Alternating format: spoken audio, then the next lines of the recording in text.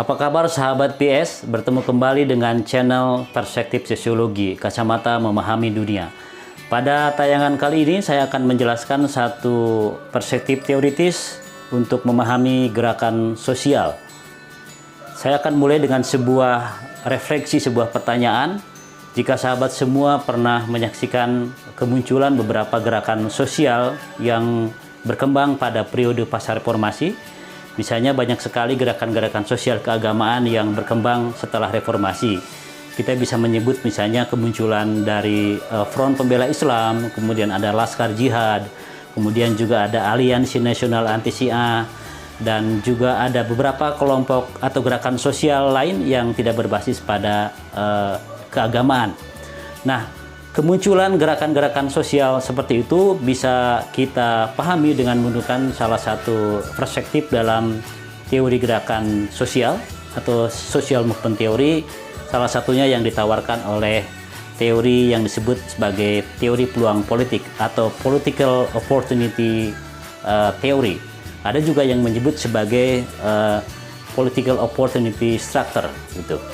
Nah, sebelum sampai pada pembahasan bagaimana teori ini menjelaskan fenomena kemunculan gerakan-gerakan sosial pasca reformasi, saya akan mengulang atau menyampaikan bagaimana kaitan antara teori peluang politik ini dengan teori-teori sebelumnya. Jadi teori kemunculan teori peluang politik ini tidak begitu saja muncul karena dia dilandasi juga oleh perkembangan teori-teori sebelumnya.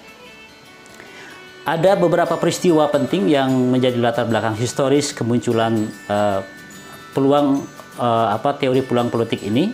Yang pertama adalah misalnya gerakan hak sipil yang terjadi di Amerika atau dikenal dengan Civil Rights Movement, itu yang terjadi sekitar akhir abad ke-19, mungkin sekitar dan kemudian berkembang pada tahun 1960-an, yang dimana itu melibatkan konflik yang sangat besar, perjuangan warga Afrika keturunan Afrika, warga Amerika keturunan Afrika yang menuntut hak-haknya sebagai warga Amerika, dan itu kemudian menjadi sebuah gerakan yang sangat monumental yang dikenal dengan Civil Rights Movement. Yang kedua yang menjadi latar belakang historis kemunculan teori peluang politik ini adalah beberapa peristiwa kekerasan atau collective violence yang terjadi di beberapa negara Eropa zaman dulu. Itu misalnya terjadi di Prancis, di Jerman, dan Italia. Nah, lalu apa yang bisa diambil dari dari peristiwa-peristiwa tersebut? Nah, menurut Tarrow, salah seorang analis, seorang teoritisi terkemuka dalam pendekatan peluang politik ini menjelaskan bahwa pada peristiwa kekerasan kolektif atau collective violence tersebut yang terjadi di beberapa negara tersebut, ternyata itu tidak tergantung pada transformasi struktural masyarakat. Jadi proses perubahan masyarakatnya tidak berpengaruh pada kemunculan gerakan-gerakan collective violence seperti itu. Nah, justru peristiwa-peristiwa tersebut itu dilatar belakangi oleh sebuah kontestasi perebutan politik. Jadi perebutan kekuasaan politik yang kemudian mendorong terjadinya peristiwa-peristiwa kekerasan yang bersifat kolektif. Nah, yang kedua yang nanti akan saya jelaskan sebagai latar belakang historis adalah misalnya kajian yang dibuat oleh Kitzsche itu pada tahun 1986,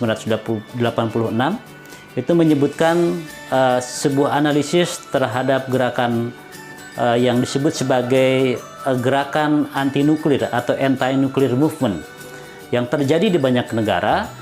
Dan Kitzsche kemudian menemukan ternyata setiap negara punya karakteristik yang berbeda dalam melakukan atau mewujudkan gerakan anti nuklir tersebut.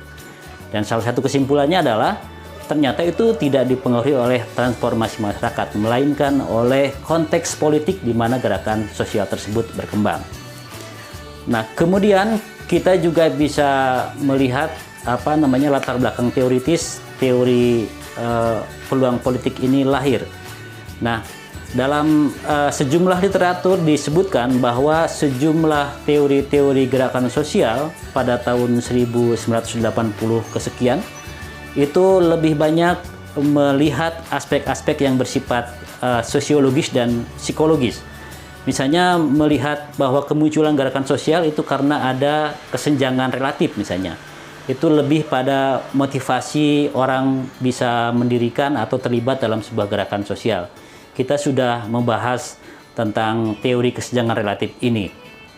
Kemudian juga ada yang melihat pada basis sosial, kemudian pada organisasi di mana gerakan sosial itu bekerja. Misalnya kita ada teori mobilization theory, misalnya seperti itu, research mobilization theory dan lain-lain, itu lebih pada aspek-aspek yang bersifat sisiologis.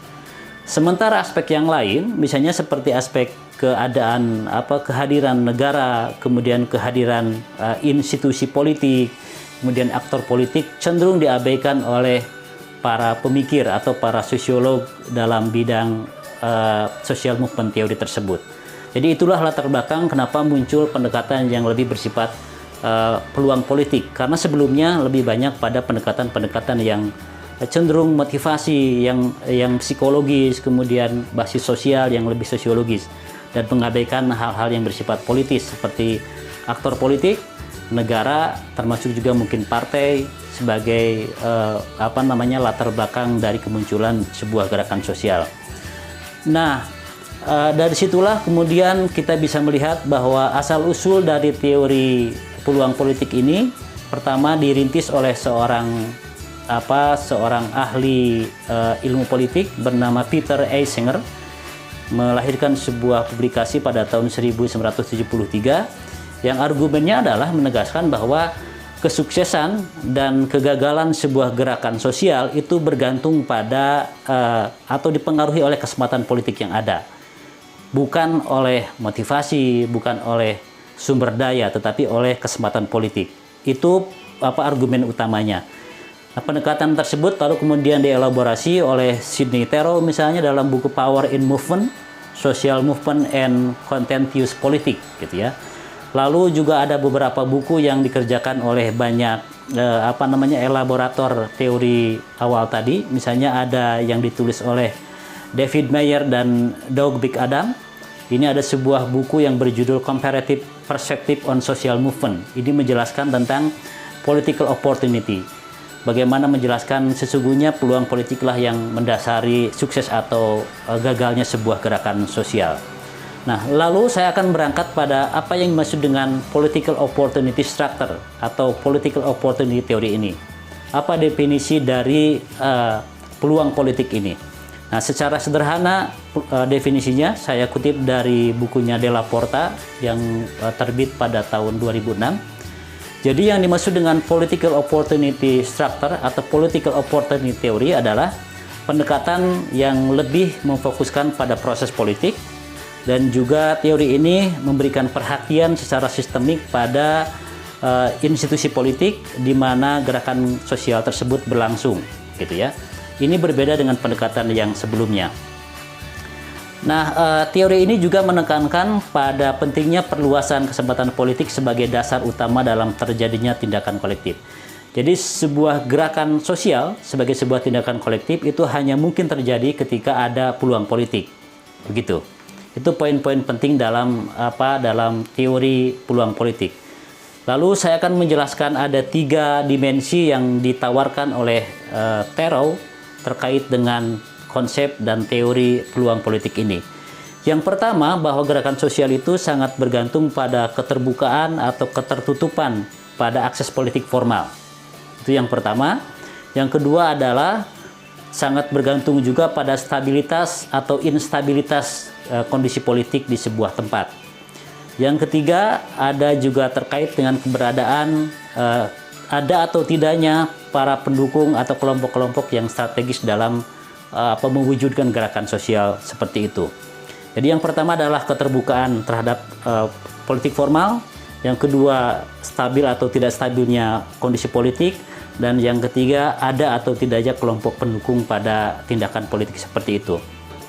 Nah, dari situ, dari 3 poin itu saya akan memberikan ilustrasi untuk lebih memahami bagaimana teori political opportunity ini bisa digunakan sebagai kacamata analisis untuk melihat gerakan sosial yang terjadi di Indonesia. Yang pertama adalah peluang politik. kita bisa melihat bahwa kemunculan gerakan-gerakan keagamaan yang terjadi pasca reformasi setelah Orde Baru lengser itu berkait dengan adanya peluang politik, terutama pergeseran transisi dari Orde Baru yang sangat dominan ke Orde Reformasi yang memberi peluang bagi ekspresi-ekspresi kelompok-kelompok tertentu yang semula itu direpresi. Bisa sahabat semua bayangkan, dulu orang tidak boleh menyampaikan pendapat yang berbeda dengan rejim, tidak boleh menunjukkan identitas kelompoknya. Nah, ketika terjadi peralihan menjadi demokrasi, maka peluang itu ada. Ini yang disebut sebagai opportunity, peluang. Maka di situ bermunculanlah berbagai kelompok sosial yang sebagiannya menjadi gerakan sosial keagamaan seperti yang sahabat semua saksikan sekarang. Yang kedua terkait dengan stabilitas dan instabilitas dan stabilnya sebuah kondisi politik tertentu. Sahabat semua bisa bayangkan, kemudian bisa lihat juga, bisa baca kembali bagaimana kondisi pada saat transisi dari Orde Baru ke Orde Reformasi.